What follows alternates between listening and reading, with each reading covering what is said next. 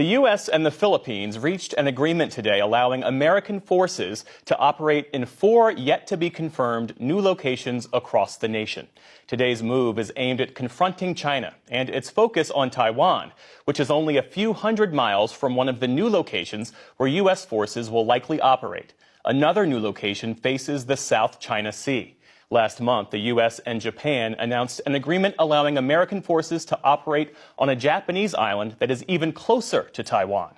For analysis, Zach Cooper joins us. He's a senior fellow at the American Enterprise Institute, which is a Washington think tank. He also served in various national security posts during the George W. Bush administration. It's great to have you here. Thanks, Jeff. And how will the U.S. use these military bases with the goal of confronting China's influence in the region?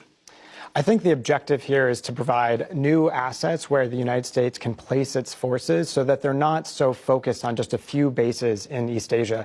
Right now, the United States really uses Okinawa and Guam as its main operating locations, and being able to diversify away from just a couple of locations makes the targeting challenge much more difficult for China.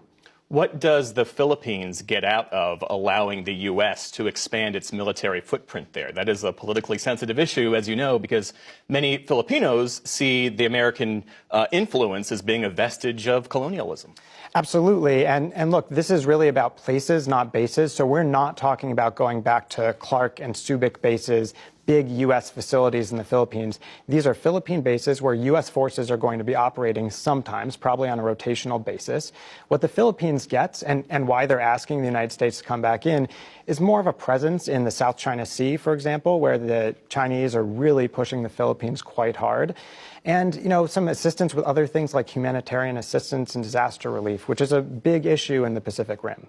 What is the nature of the relationship right now between China and the Philippines? Because this agreement was initially signed, as I understand it, back in 2014, but progress stalled because the former president, Duterte, decided to pivot toward Beijing and away from the U.S. Well, this is in part a win for the United States, but it's in part, I think, a loss for China. This was a missed opportunity for the Chinese government, I think, to really drive a wedge between the United States and the Philippines over the last 6 years. But what we've seen is Rodrigo Duterte is gone. His successor, Marcos, has actually welcomed the United States back in, which has been a surprise for some of us. And I think the reason is just that China has pushed too hard. It's pushed the Philippines in the South China Sea, what they call the West Philippine Sea. It's pushed the Philippines and others economically. And at the end of the day, a lot of these countries are saying, we just have to rely on the United States. There's no other option.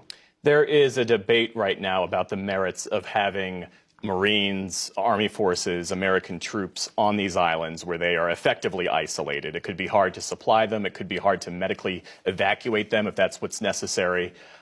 Explain that debate for us right now.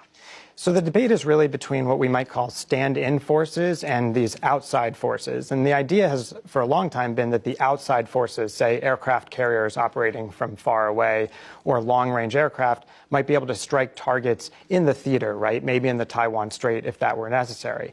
But I think the argument the Marine Corps and the Army to some extent are making is that it's really important to still be there, right? How can you reassure your friends if you're not there with them in the fight? And so to have some layer of forces that's sort of a stand-in force is incredibly important. And what they can do is they can sense the region around them, and we can put new capabilities, things like anti-ship cruise missiles, on those facilities, if the Philippines and others let us, that can hold Chinese targets at risk if we do enter into a conflict. So what then are the next steps? Well, this is a big question. The agreement in 2014, the next step was to actually execute and build out some of those facilities and have U.S. forces use them, and that never happened. So I think the thing many of us will be looking for is whether U.S. forces are actually deployed on rotational deployments to these facilities. There's been a commitment of something like $82 million that's of U.S. money that's supposed to go into these facilities soon. And so we'll be looking for those signs that they're actually executing. But as Lloyd Austin said just yesterday, this is a very big deal, and I think he's right. Zach Cooper, thanks so much for your insights. Good to see you. Thanks, Jeff.